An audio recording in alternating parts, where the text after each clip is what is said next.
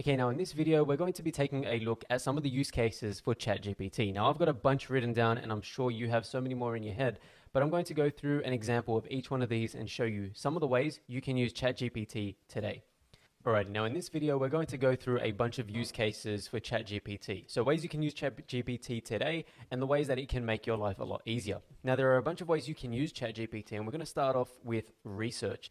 Now, depending on what your job is or what you do in your day-to-day life, research is something that you pretty much do a lot of the time. Now, whether that's searching Google or looking up YouTube videos and tutorials, research is something that ChatGPT has made a lot easier. Now, what we're going to do is jump straight into ChatGPT and ask it a question. So I'm going to ask, what are some of the health benefits of drinking water, and provide scientific facts to back this. Now, if I hit enter, I wait for the response, and now it starts telling me a lot of facts about drinking water, explains the benefits, and answers the question for me. Now, why would I use ChatGPT over a simple Google search?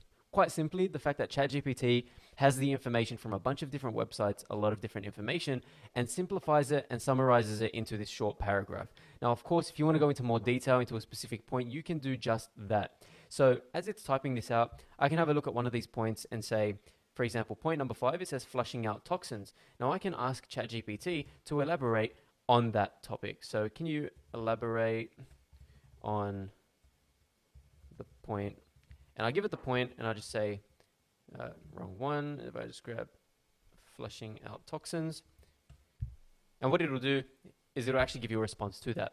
Now, this is the chat part of GPT. So GPT on its own was pretty much the language model that processed this information.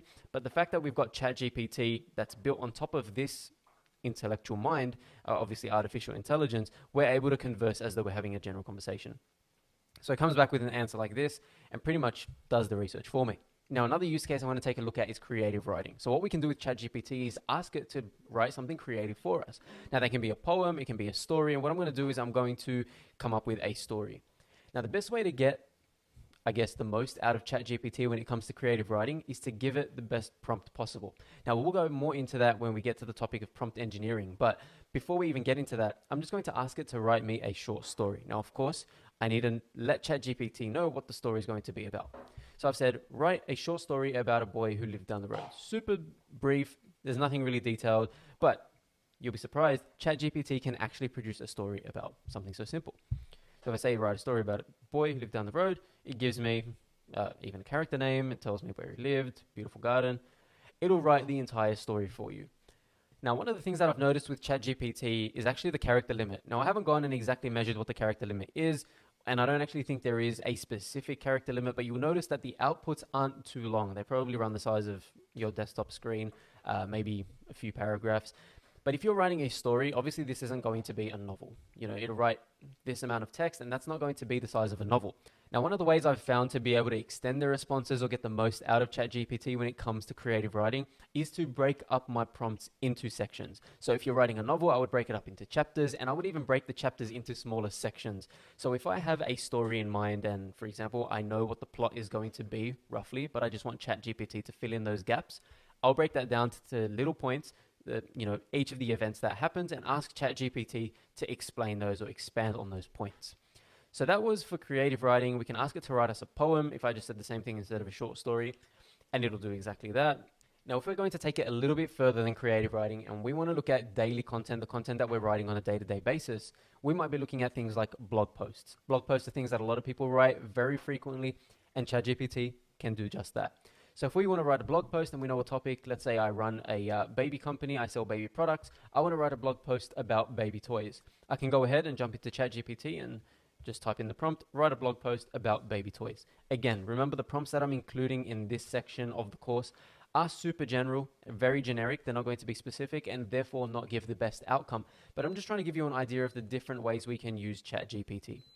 So if we go ahead and say, write a blog post about baby toys, we hit enter, wait for ChatGPT to respond. It gives us a blog post about baby toys. Now, of course, if I'm running a baby toy company, every blog post is going to be about a specific topic. So I might talk about choking hazards. I might talk about where you can buy the best baby toys. I might even talk about different baby toys for different ages. So I will be very specific in the prompts that I give ChatGPT. But now you can see it's already written a blog post. And like I said earlier in the previous section, it's super short. So again, I probably want to tell it to elaborate. I probably want to give it an outline. And also, go piece by piece to write this blog post. On the topic of content generation or in a similar context, ChatGPT can also summarize things. And it doesn't even have to be things you've provided to ChatGPT. It can be things that exist on the internet or things that are, I guess, general knowledge or should be easily accessible. So one of the things that exists here is a legal act called the New South Wales Real Property Act 1990.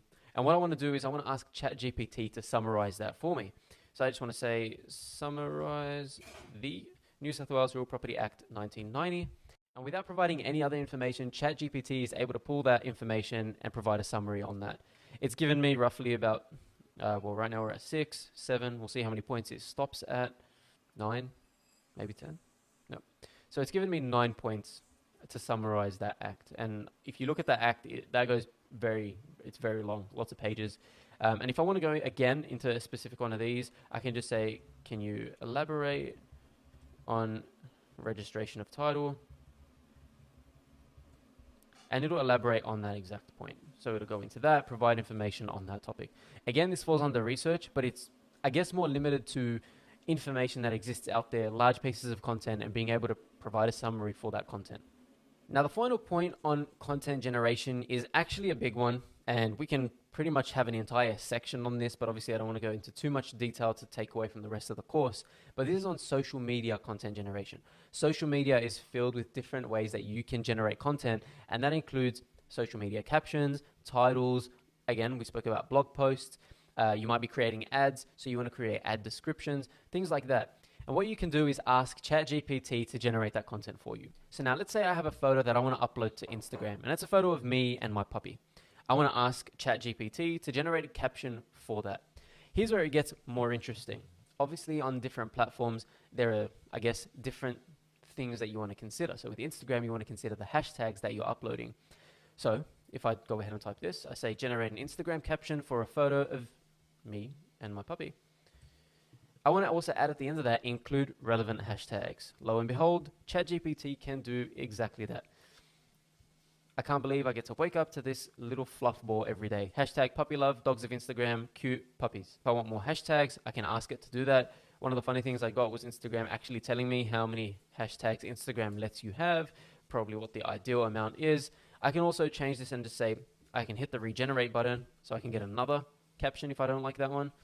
Or another tip in here is to actually ask it to generate a range. Can you generate 5? Simple as that, and it'll give me 5 more captions that I guess fit the context of the description and prompt that I provided. It'll also give me the hashtags in each one of those responses because that's what I asked for in my prompt. You'll also notice ChatGPT is also providing captions with emojis, which is super cool. Makes it so much easier for you to just copy and paste those into your Instagram profile.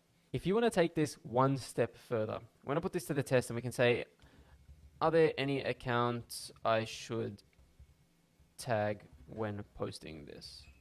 And so ChatGPT actually suggests a bunch of Instagram accounts that we can tag. Puppy Love Gram, Puppies of Instagram, and it goes through and pretty much gives you information to make your life easier when generating content for your social media platforms.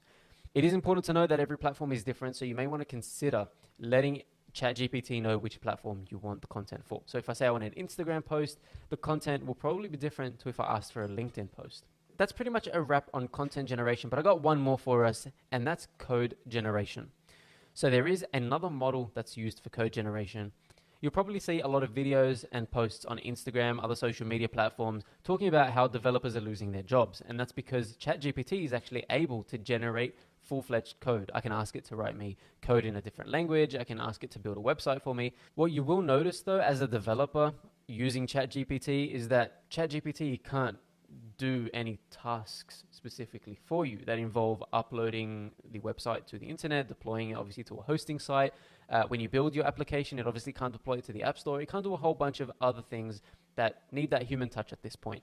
So it can generate code for you and also help push you in the right direction. I use it a lot pretty much as a side assistant when programming. If I get stuck on a piece of code, I can ask it to help me out there, or to speed up some of my day-to-day tasks when programming. But as a code generator or something that can build an entire website or write an entire app for you, it's not at that level. So what I'm going to go ahead and do is I'm going to say write an HTTP request in JavaScript using Node Fetch. Notice that I've specified the exact node package that I want it to use. I use node fetch. You can use Axios. Don't mind my pronunciation, but if I hit enter, it'll give me an example of an HTTP GET request and pretty much gives you all the code. I'm looking at this now, and as a developer, I can tell you I can copy and paste this into my Node.js or into my JavaScript code, and it'll work. But the cool thing about code generation with ChatGPT and where the chat part comes into GPT is the fact that it actually provides an explanation about the code. It explains the code, tells you why it's doing what it's doing, and explains what the code does. Now, in this case, it's given us an example of a GET request and also a POST request. It's also told us we can use POST, put, delete, and a whole bunch of other information around this. Now, if I said, can you use the Axios library? And it'll let us know that we sure can, and it'll give me an example using exactly that. So if you have a certain tech stack that you like to use, or there are certain libraries that you prefer to use over others, you can go ahead and let ChatGPT know exactly that, and it'll provide you with information around that. So what will happen is if I tell it that I want to use the Axios library, or I would rather use node fetch, it'll provide me with a code snippet using that framework. There is one last use case that I want to cover, and that is education. So for students or even educators, this is a huge win where we can jump right into ChatGPT and ask it pretty much anything that would assist a student in their studies. It is important to note that you will get better responses focusing on content generation and content-based topics. If you do ask it things like math questions, it will give you an answer. In a lot of the cases, it's not formatted the best, so maybe that's an improvement to come in the future. But if we were to ask it, give me 3 questions to test my knowledge on the process of mitosis. Let's make sure I fix that spelling. It'll do just that. And I'm waiting for the response. Here we are. What is mitosis? What is the purpose? How many daughter cells are produced? And it'll go on and provide those questions. Now, I asked it for 3. I can ask for 2 more. And it'll give me 2 more questions. So if you want to focus on SAT questions or SAT topics, you just let ChatGPT know that, say provide information on this topic for my SATs, and it'll give you a lot more appropriate response. So in this section, we covered a whole bunch of use cases, and that pretty much covers a lot of the main use cases for ChatGPT. The next section is where it gets a little more interesting, where we start going and diving into prompt engineering. Now, I'll explain exactly what that is in the next video, so stay tuned, because this is where we start to tailor our responses to make them a lot more effective and a lot more appropriate to what we're looking for.